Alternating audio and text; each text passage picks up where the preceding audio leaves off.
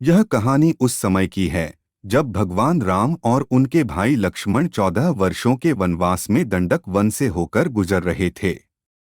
यह घना और भयानक जंगल था जहां असंख्य राक्षसों और राक्षसियों का निवास था। यहाँ एक राक्षस था जिसका नाम कबंध था। कबंध पहले एक महान तपस्वी था, लेकिन एक श्राप के कारण वह विकृत रूप में एक राक्षस बन गया। उसका शरीर विशाल था, लेकिन उसके पास सिर नहीं था।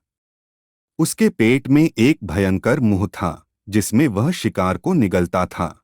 एक दिन जब भगवान राम और लक्ष्मण उस घने जंगल से गुजर रहे थे, अचानक कबंध ने उन्हें देख लिया।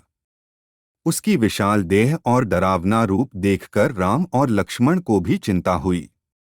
कबंध ने उन दोनों को पकड़ने के लिए अपनी विशाल बाहों से घेर लिया और उन्हें उठाकर अपने पेट में डालने के लिए झुका।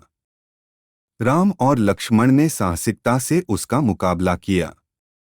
जैसे ही कबंध ने उन्हें पकड़ने की कोशिश की, लक्ष्मण ने अपनी तलवार से कबंध के हाथ काट दिए। अब कबंध असहाय होकर गिर पड़ा। अब राम और लक्ष्मण कबंध के साथ युद्ध में संलग्न थे। कबंध की विशाल देह, शक्तिशाली बाहें और भयानक रूप के बावजूद राम और लक्ष्मण उसकी ताकत का मुकाबला करने में सक्षम थे।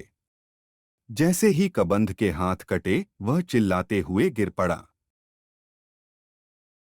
कबंध ने अपनी अंतिम सांस लेने से पहले राम और लक्ष्मण को एक महत्वपूर्ण सलाह दी। वह कहता है, मैं पहले एक तपस्वी था, लेकिन शाप के कारण मैं राक्षस बन गया। मुझे मुक्ति की आवश्यकता है। यदि तुम मेरी मदद करना चाहते हो तो तुम्हें सुग्रीव से मिलना चाहिए।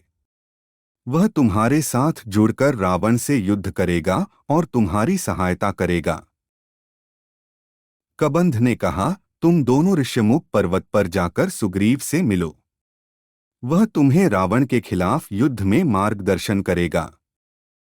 जैसे ही कबंध की मृत्यु होती है, उसका विकृत राक्षसी रूप जलकर समाप्त हो जाता है। उसकी राख से एक दिव्य रूप प्रकट होता है। कबंध का शरीर अब सोने जैसा चमकदार हो गया था और वह देवताओं के समान दिखाई देने लगा। कबंध अब आकाश में उड़ता हुआ अपने दिव्य रूप में प्रकट होता है। उसकी दिव्यता और शांति से वातावरण रोशन हो उठता है। राम और लक्ष्मण ने कबंध के आशीर्वाद को स्वीकार किया और उसे धन्यवाद दिया। कबंध की उपस्थिति अब पूरी तरह से समाप्त हो जाती है और राम और लक्ष्मण के मन में एक नई ऊर्जा का संचार होता है। कबंध का आशीर्वाद और मार्गदर्शन उन्हें आगे की यात्रा के लिए प्रेरित करता है। अब राम और लक्ष्मण के सामने एक नया मार्ग खुल चुका था। कबंध के परामर्श पर वे सुग्रीव से मिलने के लिए ऋष्यमुख पर्वत की ओर बढ़े। यह एक महत्वपूर्ण मोड़ था, क्योंकि सुग्रीव और उसकी वानर सेना रावण से युद्ध में उनकी मदद करने वाले थे।